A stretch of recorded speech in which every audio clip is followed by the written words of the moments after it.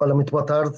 No próximo dia 18 de maio vão ter lugar as eleições legislativas em Portugal, eleições antecipadas, e aqui neste círculo eleitoral vamos continuar a eleger apenas dois deputados, e portanto o meu convidado hoje é um dos candidatos a esta eleição, aqui por este círculo eleitoral, Pedro Miguel Silva, é portanto o candidato do RIR a estas eleições.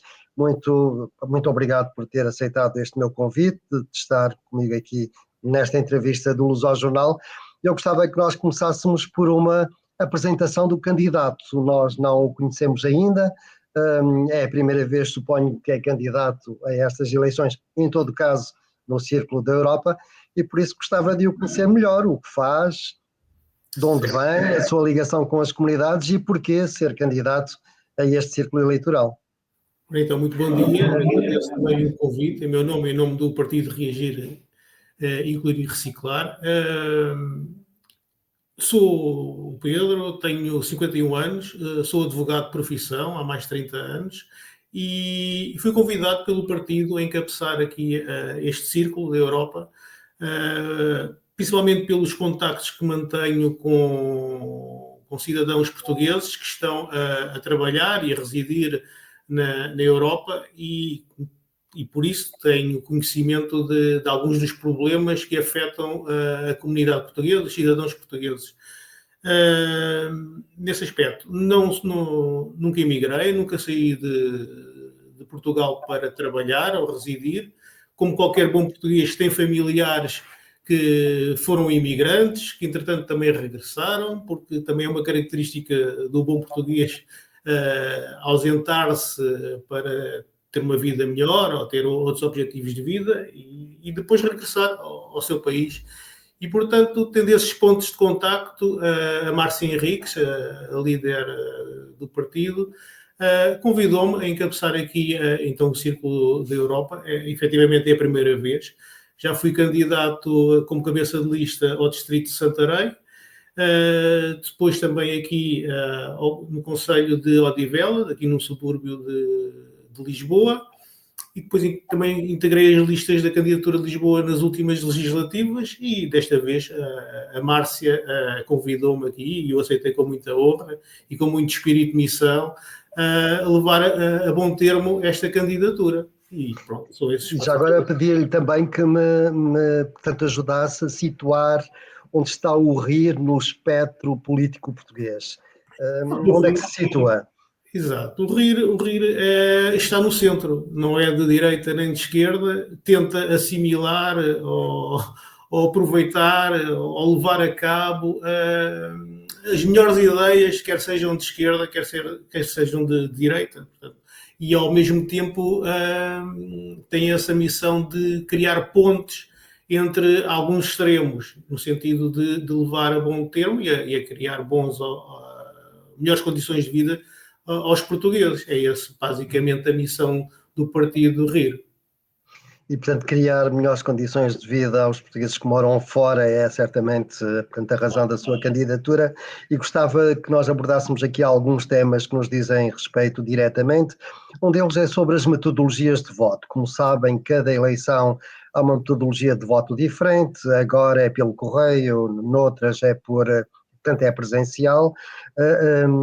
Há propostas de uniformização das metodologias de voto, há propostas de encontrar outras metodologias de voto. Gostava de ouvir as propostas que o RIR tem nesta temática. Certo. O RIR tem no seu programa nestas eleições, um dos pontos é efetivamente facilitar o voto eletrónico e postal seguro.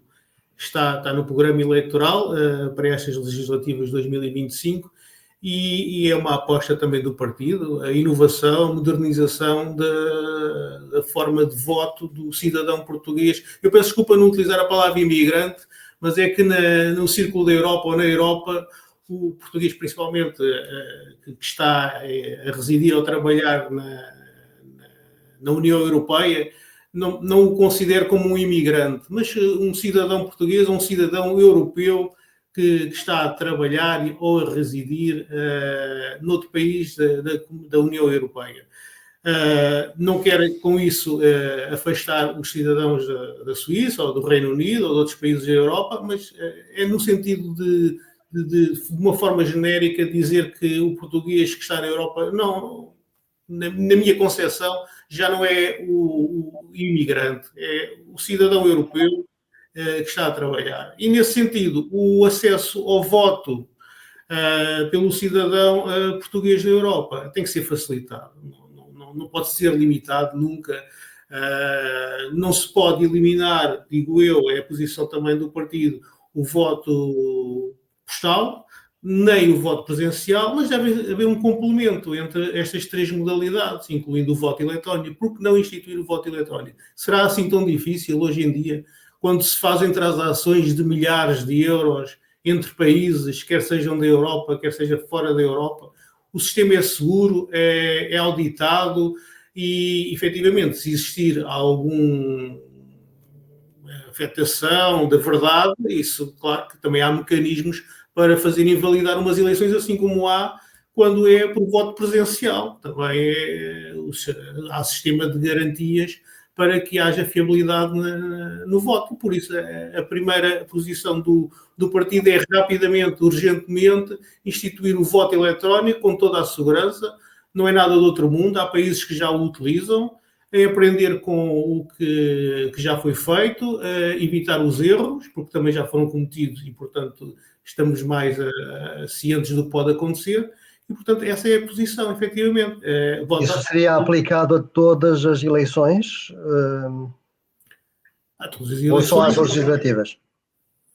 Não, todas as eleições em que possam participar o cidadão português, claro. Porque é que há que restringir direitos a um cidadão português que está a trabalhar e a residir fora? Hoje em dia, quer dizer, às vezes é mais fácil o português que está em França chegar a Lisboa em 2 horas do que eu aqui em Lisboa chegar à margem sul, por vezes, quer dizer. Nas eleições, portanto, do Presidente da República, por exemplo, a eleição é só presencial. Pois, portanto, há pessoas que estão a milhares de quilómetros de um posto consular. Claro, não faz sentido. E não votam. Isso é limitar os direitos do cidadão português. Porque é que há que restringir direitos a um cidadão português que está em esforço, quer dizer, está fora do seu ambiente natural, da sua zona de conforto? E porquê limitar esse direito? Há portugueses de primeira, portugueses de segunda, de terceira? Não, isso não faz sentido. Portugal tem que integrar e dar todos os mecanismos a qualquer cidadão que tenha a nacionalidade portuguesa e que possa votar. Tenha esse direito, nos termos da Constituição. No que se refere ainda a esta questão da participação cívica, há aqui um problema de representatividade.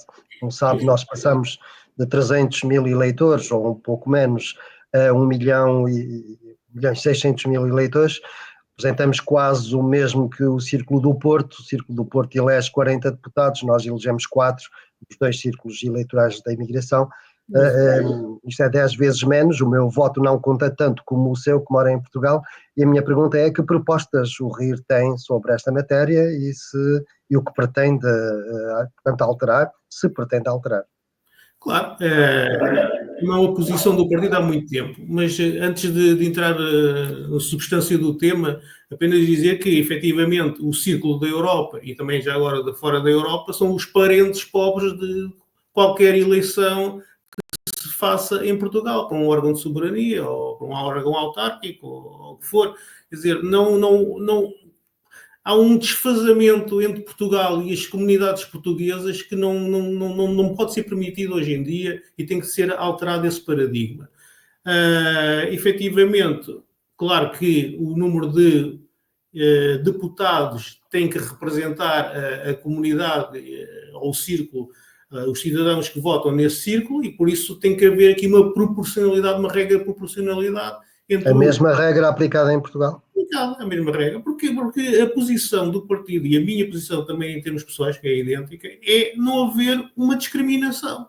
Não pode haver discriminações de portugueses. Quer dizer, os portugueses estão fora, mas hoje em dia o mundo tornou-se pequeno em termos de distância. Portanto, quer dizer, conseguimos estar em Lisboa, como daqui a bocado, ao fim do dia, posso estar na Austrália, ou posso estar nos Estados Unidos da América ou no Brasil. Quer dizer, não faz sentido existir esse desfazamento e continuação dessa discriminação. É uma discriminação porque, em termos logísticos, há 30 anos atrás, ou há 40 ou há 50, quer dizer, poderia ser compreendida, porque não tínhamos os meios que temos hoje, a globalização que se tornou este mundo, mas hoje em dia não faz sentido estar a discriminar desta forma, continuar com essa tradição de considerar os portugueses que estão fora menos representados. Porquê? Não se consegue justificar. Eu não consigo justificar. Viola todos os princípios constitucionais, o princípio da proporcionalidade, da adequação, da razoabilidade, da representação. Portanto, não faz qualquer sentido. O número de deputados à Assembleia da República tem que ser, essa é a regra, esse é o princípio, tem que ser proporcional ao número de cidadãos votantes desse círculo. E é assim que tem que ser feito. É essa a posição. Muito obrigado. Portanto, ao ler algumas propostas de vários partidos, portanto, há um assunto que vem regularmente, é o dos serviços consulares. Eu gostava de perceber o que é que, na sua ótica, é necessário alterar nos serviços consulares, se é necessário alterar alguma coisa, e como é que vê o funcionamento dos serviços consulares portugueses no mundo, que, no fundo, são a nossa ligação com Portugal. É isso. São a representação de Portugal junto das comunidades portuguesas e é o ponto de contacto do cidadão português que está a trabalhar e a residir fora de Portugal. Portanto, nomeadamente, terá que ter o apoio, o cidadão, terá que ter facilidade de apoio, de acesso aos serviços e acesso fácil e rápido. Lá está. Hoje em dia, com os meios tecnológicos que existem, não faz sentido continuarmos a tratar o consulado como se fosse uma repartição de finanças de há 30 ou há 40 anos atrás. Não faz sentido. São esses os retornos que têm tido? Qual é a sua opinião sobre o funcionamento dos serviços consulares? Existem ainda restrições em termos de horários, de acessibilidade, de marcação de atos, de atendimentos. Há maior facilidade, há agendamentos já em alguns consulados, há horários mais alargados, há uns consulados que funcionam melhor, outros que funcionam pior, como em tudo. Há uns que estão mais próximos das comunidades, outros estão mais afastados. Às vezes também é necessário aqui gerir a instalação de consulados na Europa e eles estarem preparados para o avanço e recuo dos cidadãos portugueses nessas zonas ou nesses países. De qualquer forma, o que é mais importante para o partido, e essa é uma das propostas, é melhorar os serviços consulares, contratar mais funcionários, exigir menos burocracia e mais serviços digitais. Uma questão fundamental que também não existe em Portugal e que, por consequência, também não existe nos consulados, é basicamente os atos notariais à distância, que também já são aplicados noutros países. E em Portugal ainda não. Há um cidadão português que queira fazer um testamento, fazer um contrato, quer dizer, ou mesmo outorgar uma procuração, é necessário deslocar-se ao consulado, fazer agendamento e às vezes chega lá, não tem a documentação toda, volta para trás em mais dias e, portanto, fazer atos notariais à distância é um procedimento que deve ser implementado também com rapidez, porque facilita a vida. Facilitar a vida ao cidadão português que está fora de Portugal. E, ao mesmo tempo, também utilizar o consulado português como fosse a chamada loja do cidadão que existe em Portugal. Portanto, ter acesso aos serviços fáceis, com agendamento. Isso já é a função de um consulado, não é? É o prolongamento da administração pública junto das pessoas no estrangeiro. O problema é que é mais burocrático, mais exigente e não é tão fácil aceder ao cidadão português. quem está fora. Portanto, às vezes... Em que pontos é que isso se verifica? Por exemplo, se eu quiser tirar um cartão do cidadão ou um passaporte, são os atos mais praticados nos postos consulares. Sim, eu marco, escolho o dia, a hora em que eu sou atendido num quarto de hora, em que é possível melhorar estas coisas. Portanto, a ideia é de perceber o que é possível melhorar. Sim, nesse aspecto, os serviços usam os meios tecnológicos, será mais fácil. Mas, por exemplo, se houver uma questão urgente, já não é tão fácil obter um agendamento. Em certos consulados não é fácil. Os consulados aceitam todos agendamento urgente, se for provada a urgência, claro, porque senão toda a gente tem urgências. Pronto, exatamente. Portanto, é essa a dificuldade e tem que ser tratada. Portanto, basicamente, o que tem-se falado bastante também é nos atos de registro de nascimento, nos processos de pedidos de nacionalidade também. Há aí essas dificuldades que têm que ser, então, tem que haver algum maior investimento de Portugal nesses procedimentos. Basicamente é isso, sim. No que se refere à língua, ao ensino da língua portuguesa, esse é um assunto que já portanto, é tão velho como a imigração. O que é que... E há muitas queixas de que os pais não conseguem pôr os filhos, portanto, a aprender português. Uma dificuldade em França acrescida, uma dificuldade acrescida que é o facto de, portanto, haver muitos casais mistos e, portanto, não ser fácil em casa ensinar português. O que é que o RIR propõe nesta matéria? O RIR também, no seu programa, também está em destaque essa proposta, que é promover o ensino da língua e da cultura portuguesa no exterior. De que forma? Pronto, exatamente, é isso que eu vou agora adiantar. A forma é criar maiores bolsas de estudo, apoio ao Instituto de Camões e fazer acordos e protocolos com escolas do próprio país, onde está inserida, portanto, criar mais professores, levar professores para junto das comunidades portuguesas, fomentar o ensino, publicitar o ensino do português e criar esses protocolos com escolas, mesmo que sejam públicas ou privadas, em que o cidadão e os descendentes possam inscrever-se, matricular-se e aprender o português. Isso, no fundo, é o que já é feito. Imagina, em França há 1.500.000 portugueses, há muitos alunos, portanto, o Estado dificilmente conseguiria pôr aqui professores, tem aqui uma centena de professores, nem como se calhar conseguiria cobrir aqui a França toda, não é?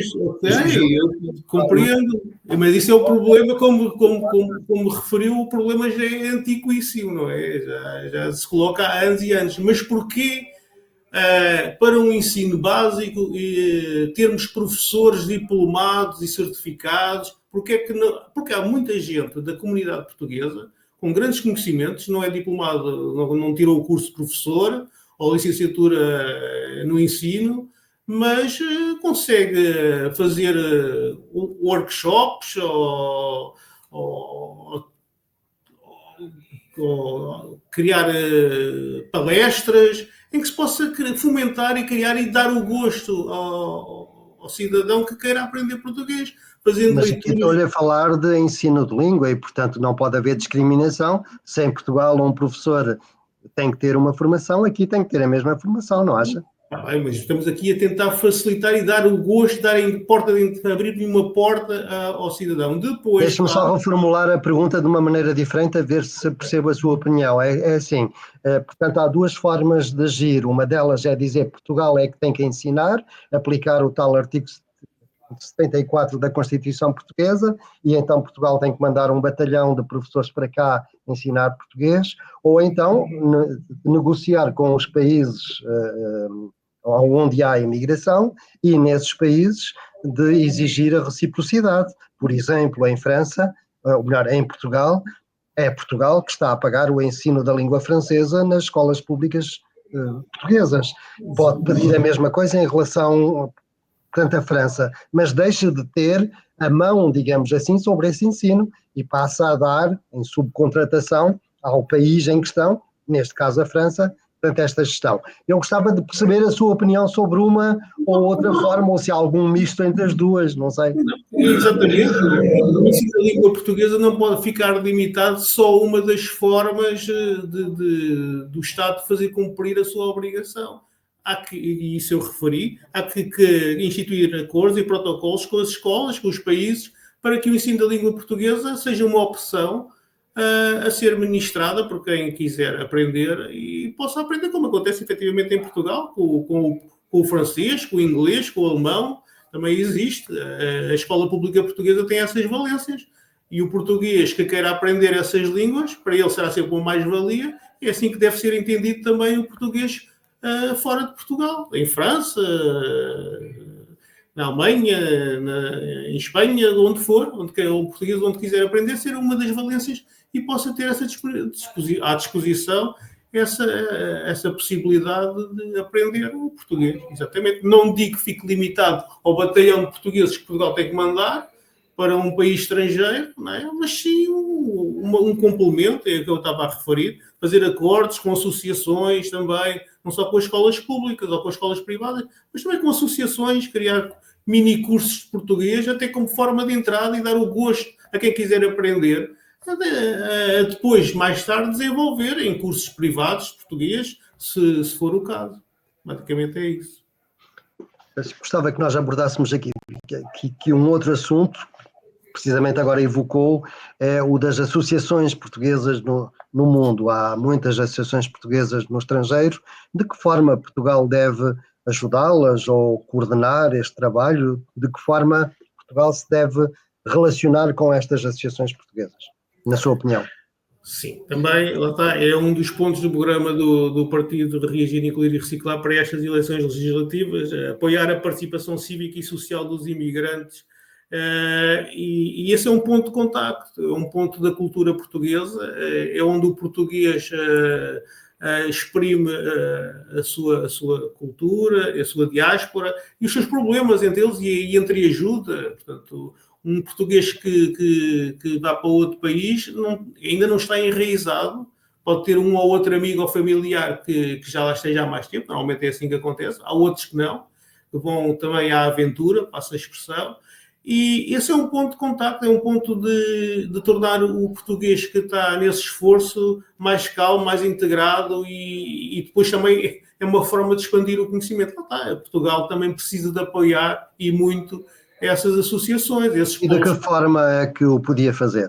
Há investimentos, há programas de acesso à cultura portuguesa, de envio de informações, de participação em festas e em feriados portugueses, fomentar, publicitar, comunicar. Basicamente é isso, porque efetivamente existem muitas associações, o português às vezes não quer ou não está com essa apetência para participar e, portanto, Portugal tem aí que investir também nessas associações e dar-lhes, basicamente, a associação pedir a Portugal reclamar o que pretende para fomentar a divulgação da cultura e Portugal analisar e, depois, de acordo com esses programas, investir, dar aquilo que a associação e esses polos culturais precisam. Praticamente é isso também.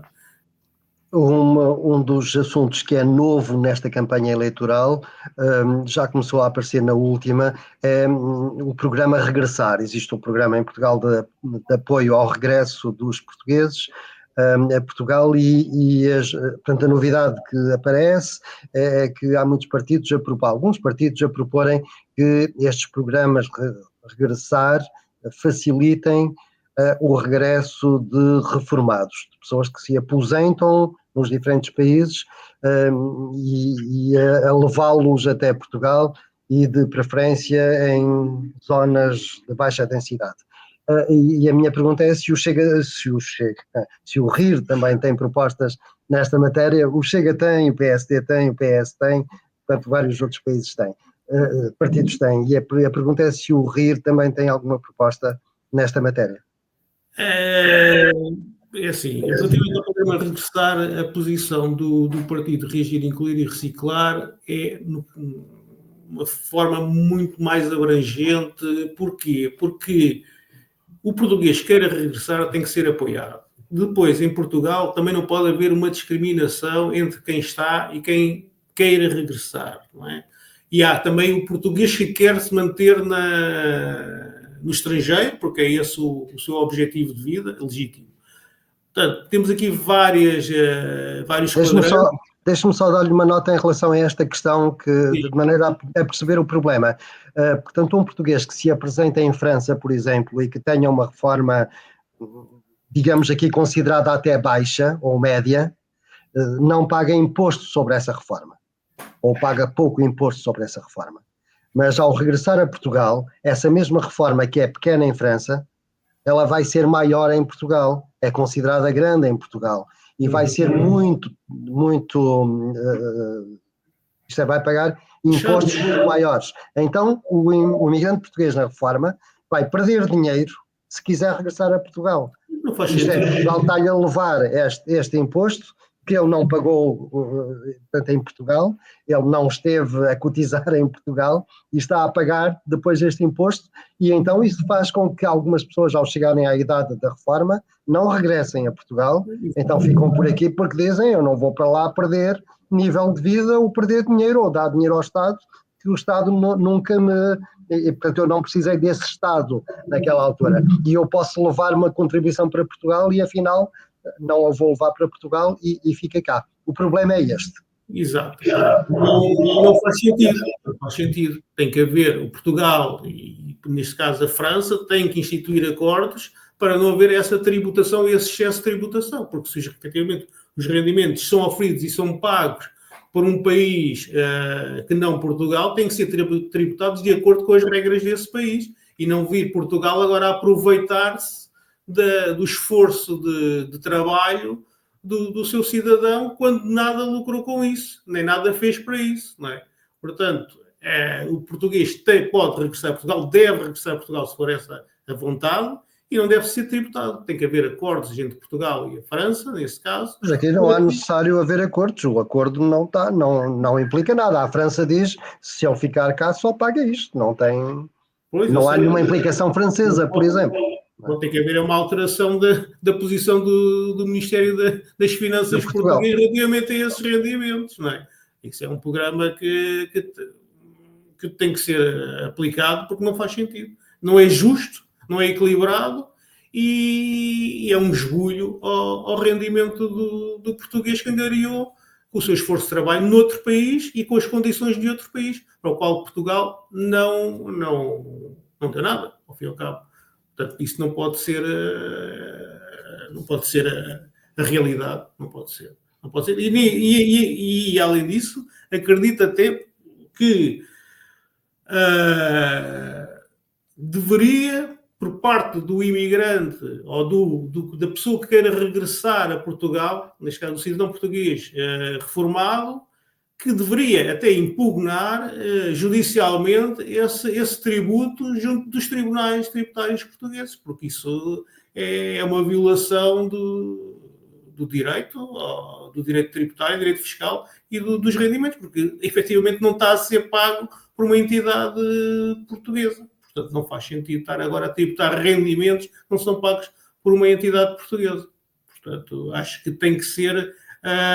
e aí o apoio junto do imigrante ou do português que queira regressar, reformado, junto dos tribunais portugueses, impugnar e reclamar essa aplicação de imposto sobre rendimentos, que para mim são ilegais, quer dizer, não faz sentido. É abusivo, completamente. Portanto, chegamos ao fim desta entrevista. Queria só perguntar-lhe se tem algum outro ponto que acho que seja importante realçar no programa do RIR neste círculo eleitoral. Não, queria só também levantar aqui um ponto que não foi perguntado, também não falei sobre ele, que era a criação de uma proposta da criação de um passe aéreo para o cidadão português residente no estrangeiro, que não estivesse sujeito à flutuação de preços dos bilhetes de avião, que de uma forma que pagasse uma mensalidade e pudesse utilizar um X de viagens de ir e vir a Portugal, comparticipadas pelo Estado português, portanto, como fosse um passe, enquanto não existiram acessos de comboio ao centro da Europa, porque quando existir esse acesso, também podemos ter aqui um passe ferroviário, como já existe em Portugal, não é? Mas criar aqui um passe aéreo para o cidadão português residente na Europa, de forma a facilitar, mesmo porque é muito fácil, e agora ajudar ainda mais o português que queira vir passar fins de semana com a família, com os seus amigos a Portugal, e também matar as saudades mais facilmente. Pronto, isso era um dos programas, das propostas do partido para melhorar o cidadão português que reside no estrangeiro. E pronto, e basicamente também falamos sobre esses pontos todos, e penso que está tudo dito. Quem quiser depois ser mais específico pode consultar o site do partido Reagir, Incluir e Reciclar, e até formular as perguntas que pretender, que serão respondidas pelos membros do partido muito rapidamente. Estejam à vontade. Muito bem. Eu costumo, portanto, acrescentar nestas entrevistas que este é um trabalho gratuito do Lusojornal, um trabalho de serviço público. Há campanhas de motivação de voto em Portugal, que a CNE e o MAI organizam. Essas campanhas não estão ativas no estrangeiro, nomeadamente aqui em França. Há um comunicado, aliás, conjunto do Lusojornal e da Rádio Alfa, são os dois maiores órgãos de comunicação social portugueses em França, onde não há nenhuma campanha. No entanto, aqui este é o país com mais portugueses a viver, este é o país onde há mais eleitores portugueses, este é o país também onde há muita abstenção, e se há sítios onde era necessário fazer campanhas de motivação à participação cívica, é aqui. E portanto a CNE e o MAI decidiram não fazer campanha eleitoral aqui em França, não fazer campanha de motivação ao voto, e eu estou a acabar estas entrevistas todas dando esta informação a quem ouve e nos vê. Estas entrevistas são a todos os candidatos, os boletins de voto já chegaram aqui, portanto, a nossas casas, portanto, ou estão em curso de chegar. O voto é feito até dia 16 de maio, via correio, de forma a chegar, a sair, a ter o carimbo antes do dia 18 de maio, dia da eleição, e nós entrevistamos os candidatos e depois a escolha é sua aí em casa. Muito obrigado. Muito obrigado, Pedro Silva, e votos de boa campanha. Obrigado. Muito obrigado.